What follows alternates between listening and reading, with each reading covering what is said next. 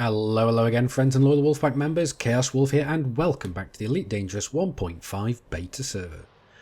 Now, we are going to be taking a look at the fully A-rated Federal Corvette, and if you do enjoy the video, please do consider hitting those like and subscribe buttons, because that really does help my channel out. But anyway, let's go and have a look at this absolute beast of a ship. I mean... But basically, first of all, I want to go and right something that I did a little bit wrong last video I did on this ship. And that was the fact that I accidentally quoted the wrong price for the A7 shield generator. The A7 shield generator is 51.2 million on the live server. And I was actually hovering over the fuel scoop for some unknown reason. Quoting 91 million, but that's not correct. It's actually the 51.28 million. I know it looks like 5.1 million here, but this is beta prices, which is 10% of the normal server prices. But anyway, since we have fully upgraded this ship, this is absolutely insane, and it will cost you a fair amount. The setup that I am running at the moment costs nearly 747 million credits. This is an insane build on this ship. You can knock a lot of that off by knocking off the military grade composites, because you may not even need them. But anyway, we've gone for the A-rated power plant. Well, let's first of all have a look at the military grade composites. They will set you back 170 million, all but the kicking and screaming. Power plant, 162 million. Thrusters, 51.2 million. Frameshift drive, 16 million. The life support, I've gone for the C-rated one, which will be 198,000 credits. You can quite happily go for the A-rated if you want to try something different. If you want to go for cannons instead of plasma accelerators, that'll make this a lot more viable to do. But I don't see the point in going anything more than a D or a C. I mean, the C will give you 10 minutes worth of oxygen, so I don't think it's that necessary. Power distributor. The best power distributor will set you back 27.2 million. Sensors, again, same thing here. It's going to be 4.3 million for the C-rated, but you can quite happily go for the A-rated, but that'll be 27.2 million. So again, I don't see the point in going anything higher than that. Shield generator, as we covered, that's going to be 51.28 million. I've got two shield cell banks in here. Where are they? Here we go. The best shield cell bank, the A7, will cost you 9.7 million. And that's two of those. We've also got an A6 fuel scoop, just because this ship does have a fairly low jump range. We'll get into that a little bit in a second. And as to the rest, I didn't really know what else to do with it. So I put just cargo spaces in there, although I have accidentally dropped in a fuel tank here. Actually, no, I think the fuel tank will actually be one of the better things to have in this ship, for the simple fact that it has such a horrendous jump range that having the fuel tank will allow you to get a good distance further. I mean, you don't have to have it, you can just go for cargo space if you want. But I filled the rest with cargo spaces and a A4 rated frameshift drive interdictor.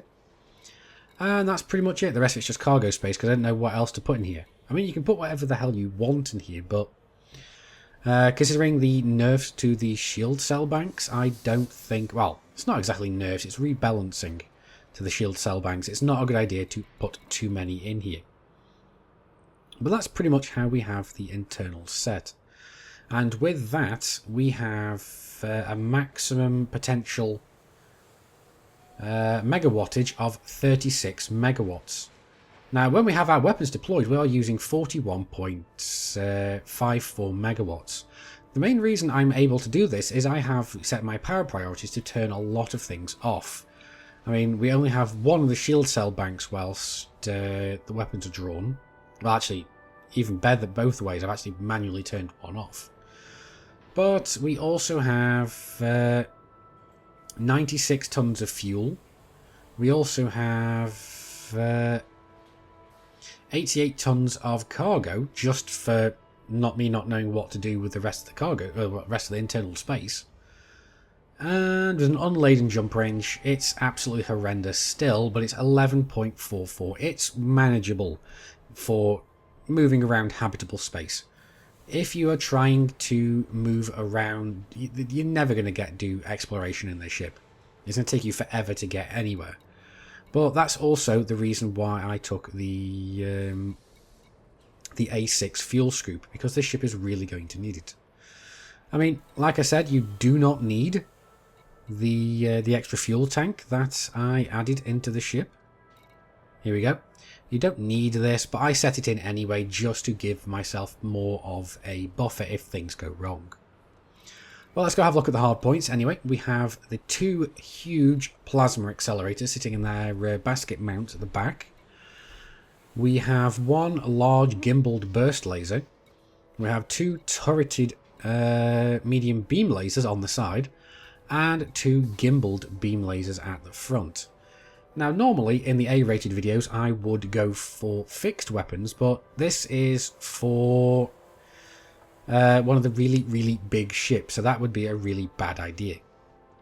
I've also gone for a D-rated kill warrant scanner because we don't need to have too much more than that. You can if you want, but anything more than that takes a lot of power, and I don't think it's worth it. I've also got 4 A-rated shield boosters, 1 C-rated shield booster, and 2 chaff launchers, just so if I want I can continuously spam chaff if shit hits the fan and I really need to get out of there. I could have theoretically put an extra 2 shield boosters in there, like E-rated shield boosters, but it's personal preference, that's what you want. And that's pretty much what we've gone for. So anyway, let's go and jump out and see how well this ship does in combat. Okay guys, we seem to have found our first target. We've got ourselves a wanted master vulture. Now I'm really curious as to how well this is going to go. But I really want to see first of all how much damage we can do if we manage to hit him with both of our huge plasma accelerators. Nope, naturally.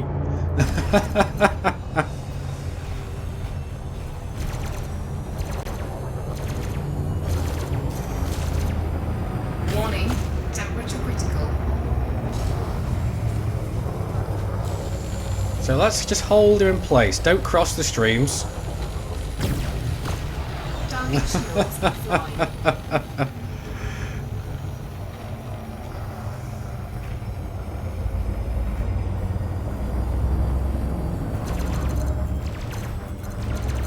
So let's get the rest of our lasers working him over. Well, he's dropped shaft, so our lasers are really having some trouble actually hitting him.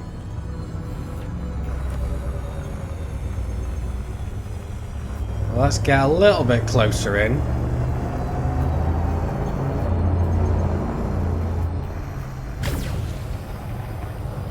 Alright, fine.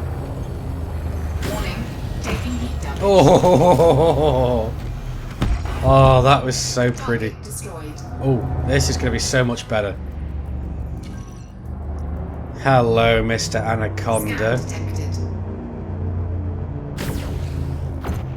Oh, that's a one ring of his shield's already gone. Under attack. And his huge plasma accelerator did nothing to mine.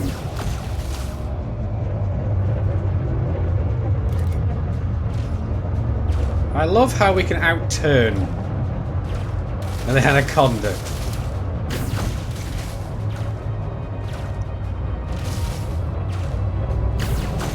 Oh,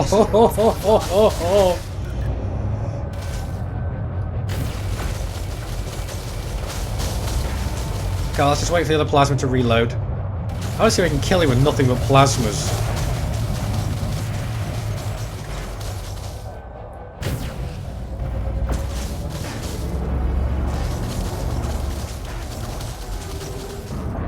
So let's close the distance a bit more because I don't like doing long-range sniping. Scan detected.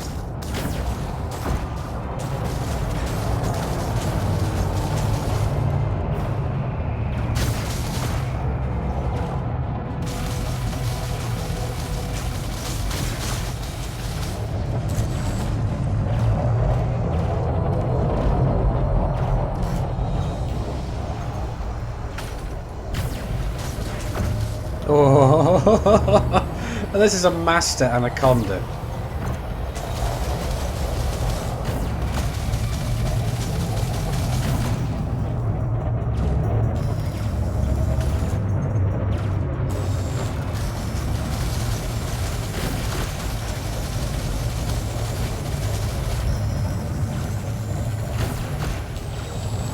One more shell. Come on. Oh, Target destroyed. I love this ship. And we have another anaconda. Another master anaconda. What have we got here? We've got a Fer-de-Lance. Let's go and try our luck with the Fer-de-Lance.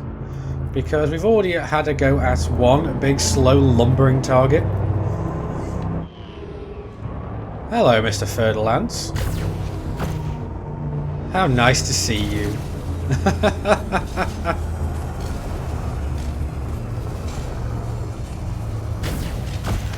Target shields offline.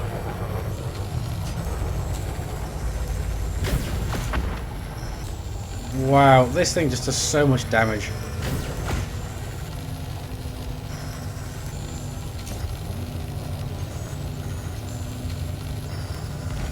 It's just absolutely insane how much damage this ship does. If you can hit with those plasma accelerators.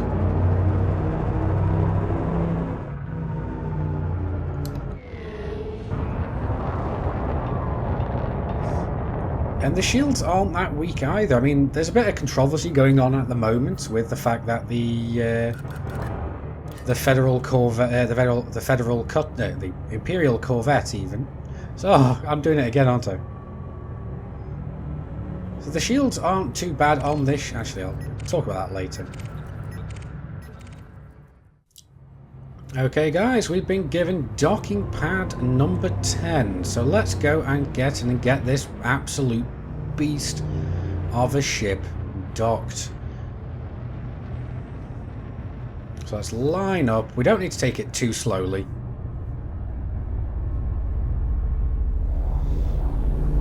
And let's go and line up with our pad and avoid that cutter. So I just spotted that one of you commanders messaged me, and I'm busy recording so I can't reply, but say hello to YouTube. But anyway, this ship is really maneuverable when it is fully A-rated. I don't know if you spotted it whilst we were out and in the resource extraction site, but I was having no problems throwing this ship around. It really does feel like an oversized vulture once it is fully upgraded. I am absolutely in awe of this ship. I love it immensely. Now let's get into the hangar and see what I think about it once it's been fully A-rated.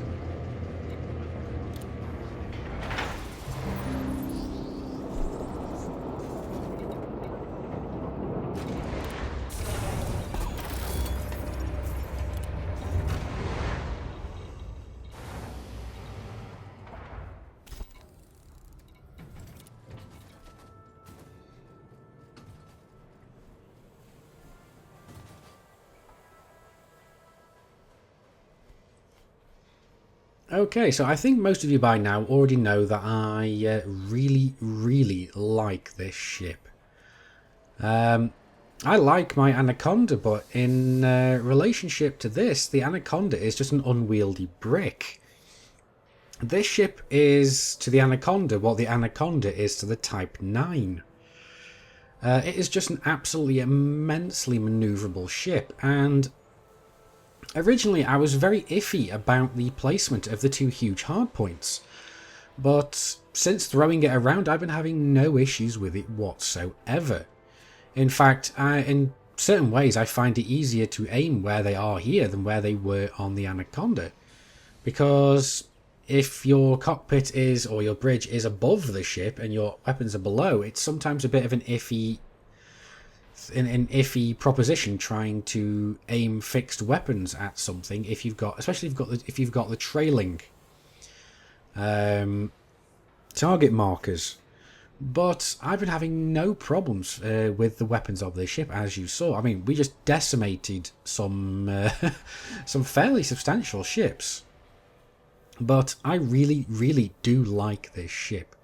Now, as I said, the way that I have it set up here is very, very expensive, and it was 747 million credits, 350,860. So that is a lot of money. What I am going to be doing is throwing in the link to the Coriolis build of this, to where what I used to build this ship. So you can go and have a look and fiddle about with it if you want. But I do think this ship is absolutely amazing, and I am going to be getting myself one the earliest opportunity that I get on the live servers.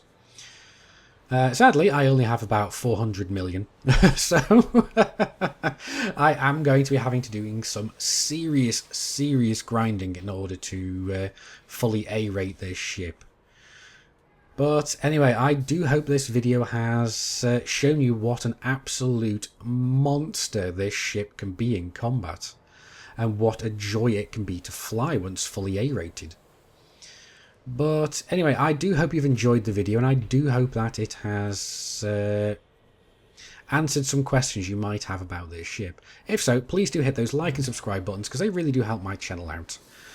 And anyway, Commanders, remember, I've been Commander Chaos Wolf, you've been epic, I will see you next time, and until then, keep flying and stay shiny.